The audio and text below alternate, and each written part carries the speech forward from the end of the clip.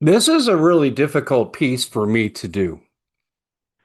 I am not opposed to progress. I love progress. I use AI here and there to I ask it to evaluate my conclusions on some things, and I get perspectives.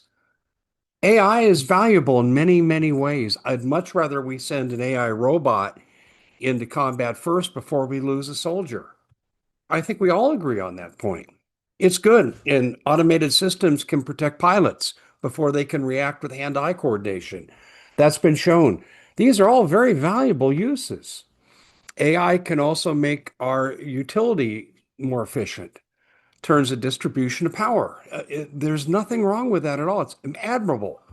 But technology is neutral. And what I mean by that is technology can be good or bad.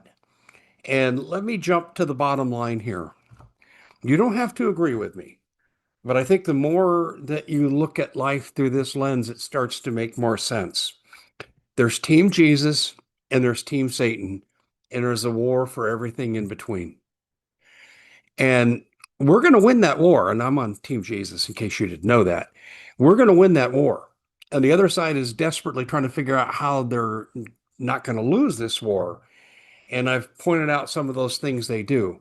But right now, they're more in the here and now.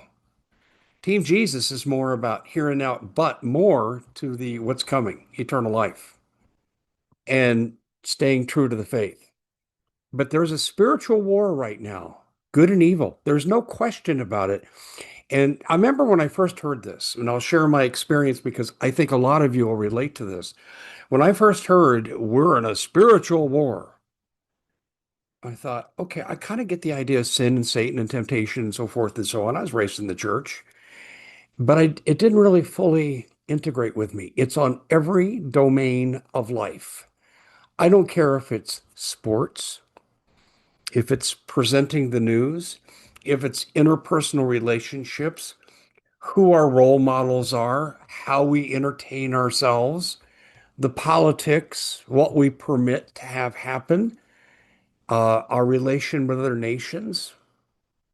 Everything, everything has a component of good and evil in it. And Satan has infiltrated every aspect of American life. Now, I'm sure every aspect of every nation's life, but I live in America and I'm more familiar with what I see here. And Satan has infiltrated to the hilt. And if you want to join the dark side, God gave us free will. You can. Most of us don't want to be in the dark side, but many of you have the mistaken notion that you can sit on the fence and somehow the war will pass you by.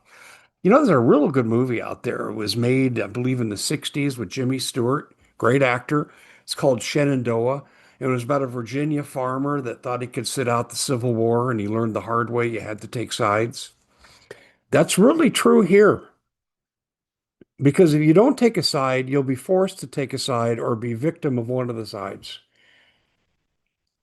You will be. You'll be a victim of not choosing the right choice. You'll be a victim of submitting to the other side, living for the moment. And this is leading somewhere. And it's the idea of data centers. I think data centers are one of the major issues of the fight between good and evil. And I'm going to make a statement here before we take a quick break. Arizona is at the epicenter of the misuse of technology for evil purposes, satanic purposes. And I'm going to just take one microcosm of that. I'm not going to do a broad-based 30,000 foot analysis. I'm just going to take one aspect, data centers and what they're going to do to my state. And what they're going to do to my state is what they're going to do to your state. But it's particularly devastating in my state for the reasons I'll state to you. My name is Dave Hodges. I am the host of the Common Sense Show. We serve God, family, country. We have a special place in our heart for the oppressed, and we do take up a lot of issues with oppressed people. And we have taken on causes with individuals judicially and have raised money to help them. And I'm not bragging. I'm just saying this is what we stand for. And I would, and trust me, and since I've become more demonstrative about my opposition to certain things, Let's put it this way. The podcasts are doing great. We're setting our own records. We're in the top 0.5% of the world in terms of how we're ranked. But in social media, yeah, exactly. Because I'm taking views that counteract the evil one. And I'm identifying things that if we acted appropriately, might take money out of some people's pockets, and that's not desirable for them. I just simply try to live by the word of God and do what God says to do or how he has me see it.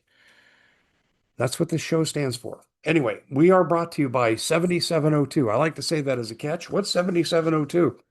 7702 is an investment plan, an insurance plan, an IUL plan, an end of life plan, a healthcare plan. It's everything bundled into one. You're sitting on money, okay? Assuming you are. And we're not talking 50, $500. Maybe you inherit it. Maybe you got a bonus. Maybe you got a big promotion. You had a payday of some sort and you decide, what do I do with the money? Where you don't want to put it, or the bulk of it, operating capital, yes, but the bulk of it in the money, no, you're going to lose money.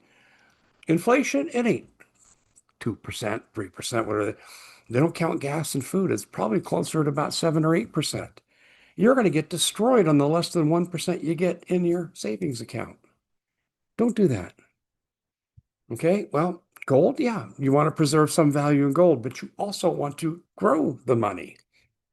And this is where the good people at Iron Hawk Financial come in. They will tell you when they talk to you within 3 to 5 minutes if this is good for you or not good for you. They got some very pointed questions, and they'll say, well, it's not good for you, but you might want to look at X, Y, and Z. And I know they do that because I've talked to some of my audience. They go, man, they were really polite, Dave. And they just said, this wasn't right for me. If it is right for you, you're going to make money the way that the elite have made money for decades with IRS code 7702. You're going to make it in ways that you couldn't foresee. It's recession proof and you don't have to pay tax on it. And it's perfectly ethical, legal, and above board. It's right there in the statute, but no one knew how to implement it outside tight elite circles and their lawyers. Well, now people are finding out about it.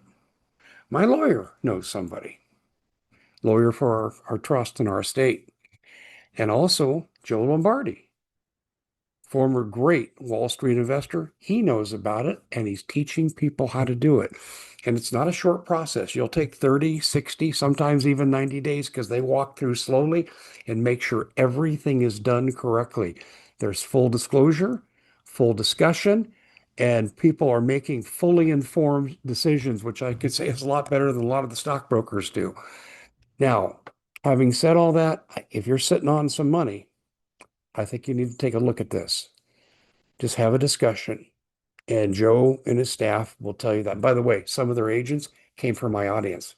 They said, wow, this is good. I'm going to do this. They did it. They go, I want to help other people do it. And this is happening too. So here's what you do. You go to, you ready? DHHawk, DHHawk.com, DHHawk.com. Put in your contact information, and Joe, Marianne, one of the staff will get a hold of you, and they'll talk to you about your options.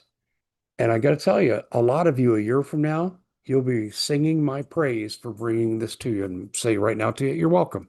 I'm happy to do it. I'm here to help. DHHawk.com. Okay, now into the data centers. I'm going to make a bold statement.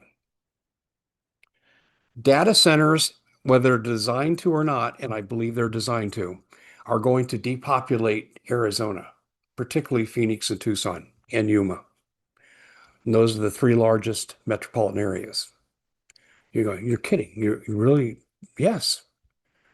Now, I didn't say people are going to die.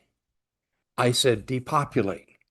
To survive, people are going to have to leave. And it's a simple matter of mathematics because the people ruling over us, their math doesn't figure for you.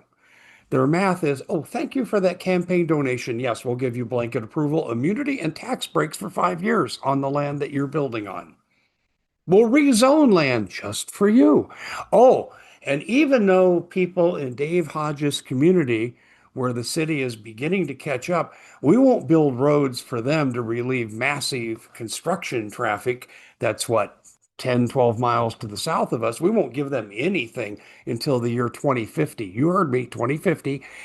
But when the data centers are being built out by the 303 State Highway and Interstate 17, this massive corridor of data centers, we're going to build on-ramps to the highway. We're going to put roads in. We're going to rezone for housing. We're going to put water treatment plants out there just for the data centers. Okay, not only is there um, a lack of prioritization towards the people that should be catered to first, which are the people, we don't matter. But let me give you some data here on this. This is scary, scary stuff. Soon, my state could surpass Virginia, the current capital of data centers. Now, my utility rates went up 17% this year. Fortunately, knock on wood, we were able to absorb that, but there are a lot of families that cannot. And because I'm lucky enough to be able to deal with that, there's a whole lot of people out there that aren't lucky enough. And that doesn't mean my caring just extends to me. I care about my neighbors. I care about my fellow citizens that now have real uh, budget problems because of this. The utility rates, water rates, everything is skyrocketing here because of the data centers. And they're keeping it real quiet in the mainstream media. Why? Who controls advertising?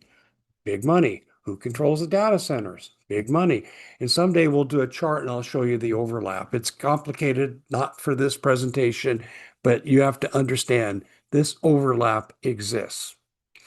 And you got this group called the Corporation Commission. You have one in your state, totally on the take. Totally, 100% on the take. Oh, they make it legal, but it sure as heck it isn't ethical, and they sure as heck have basically abrogated their sworn constitutional allegiance to the population of this state. We have unbelievable growth here. They are projecting right now 60 new data centers starting in the next year. A total of 195 new data centers are going in. Right now, they say 59 exist in Arizona. I know where about seven of them are going in. It's only about 20 miles from me. Hold on to my wallet, right? Now, right now, at the present rate of data centers in Arizona, and translate this to your state because it's coming everywhere. Okay, 1.5 gigabytes of electricity. Okay, right now, present rates, 177 million gallons of water used by the existing data centers right now. And if they go from the 59 now to 195, that's about a 3.7, that's 370% increase. Multiply that times your water rate and your utility bills and tell me how you're doing. But here's the other problem. This is where they don't give a darn about you. We are losing in Arizona 40% of the Colorado River allocation for our state. California's taking the bulk. The rest goes to Mexico, and they get almost as much as we do. And I don't think we should basically burn Mexico out. That's not what I'm saying. What I'm saying is the priority is not Arizona. They don't care. They don't care what your water rates are. They don't care about you meeting your budget. And we also are going through record drought in this area. Lake Mead is in real trouble. I went to Vegas for a commercial shoot that Sarah and I did. You'll see that out here pretty soon for enhanced energy systems. And it's a medical company. And I drove to Vegas, about a 4.5 hour drive for me. Actually saved time from the hour and 20 minutes it takes me to get to my airport. So anyway, I go and I'm driving over Hoover Dam. My goodness gracious, people. It's been a while since I drove over that. I couldn't believe how the water had receded. I'm thinking Vegas is in real trouble. And so are the rest of us here in the Southwest that depend on this.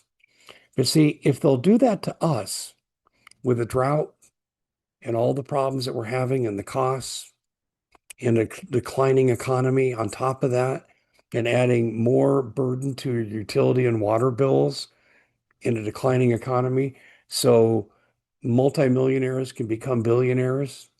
Do you think they're going to hesitate to do that in your state? They're already doing it in many states. I mean, they're stealing land at bargain basement prices and calling it eminent domain in places like Georgia. We've covered that. This is a huge problem right now. I'm not even getting into what the data centers will do or not do. I mean, I think they're going to do some pretty nefarious things that we won't approve of if you fully knew the operations. That's another discussion for another time, and I've alluded to some of that already. What I'm simply talking about is a budgetary matter, misuse of natural resources, killing the affordability crisis. Now, let me get into a few other things. You know what happens when you live in the vicinity of a data center?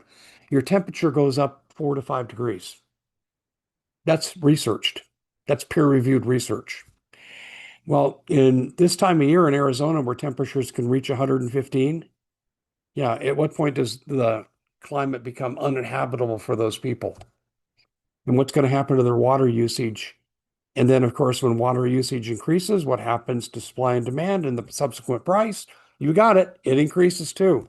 This is a problem that's only going to get worse. And home values plummet if they're in those areas. But you know who benefits?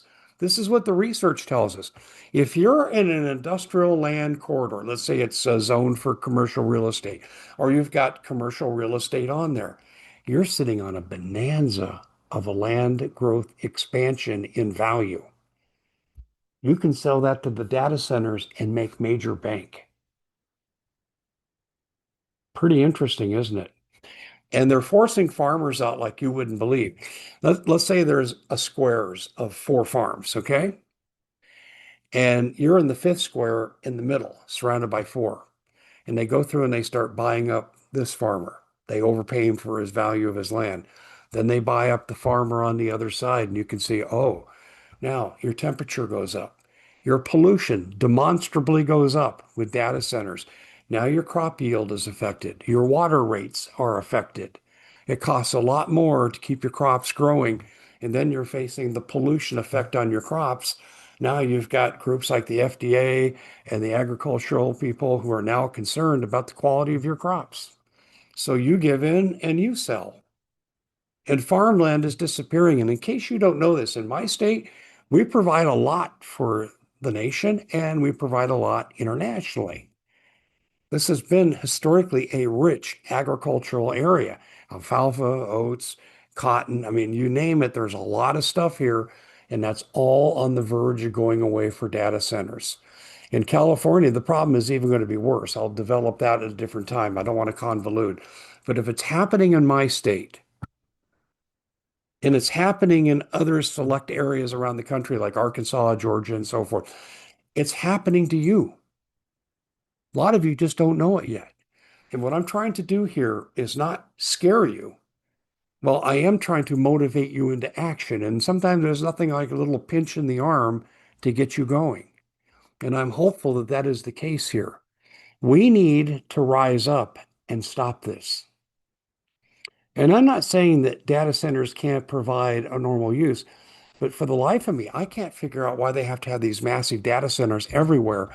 And on top of that, they're putting them in Pulte rental homes. Interesting, Bill Pulte, with no intelligence experience, becomes the director of national intelligence. And tell me how that happens. But not only that, we're looking at now they're wanting to put them in regular homes in their front yards, much like the old cable people did in the 1980s. And we had, remember Monica Wazlowski, right? Right? State Department employee. I mean, pretty high ranking, prominent position. She used to plan presidential travel, and we had to help her with an issue. We had to raise some money for her to help her. Well, she gets a hold of me the other day and she described the process. And I go, oh, they're trying to put a mini data center in your front yard. Well, their community was able to reject it. This is an omnipresent problem that is going to wreck your quality of life. It's going to increase your living expense, but you get absolutely no benefit from whatsoever. And I believe in Arizona, this problem will be so bad because of the heat and the water shortage that already exists. We're going to see a depopulation of the state. And that's just fine with the data center people as long as they make their money. This needs to be a national rallying cry. No one asked any of us if this was okay. Our public officials have not held public meetings that were well publicized for the public to come and give input. And when the public finds out about it and goes to give input, Like in Virginia, they're frequently just shut down and ignored. And if they even raise their a voice one octave, they get escorted out by the police. This is a rigged game, and we have to unrig it. And the only way that we're going to unrig it is to hang together. And it reminds me of the Benjamin Franklin quote when he was asked, "We going to survive this, Ben?" Well, we all hang together or we're going to hang separately. And he was talking about the revolution. Those are prophetic words for our time. There may not be a direct physical threat to you in terms of instant liquidation. This stuff is not good for you. The noise pollution alone. What we know what noise does to people, we know that from airport traffic studies or being near military air bases where they have the F-35 or the F-16. We know that heart attacks and strokes increase and other neurological disorders. Constant sound is not good for you. You live near a data center, it's constant sound. Don't believe me? Ask the people in Utah. They've made that a national issue now. Oh, if it gets covered properly. Please heed my warning. Talk to your family, talk to your neighbors, call your city council. Now, there is a report I'm trying to get my hands on right now. It's a City of Phoenix report, and it talks about planned corridors for these centers. I recommend you make the inquiry into your local presiding government and find these documents.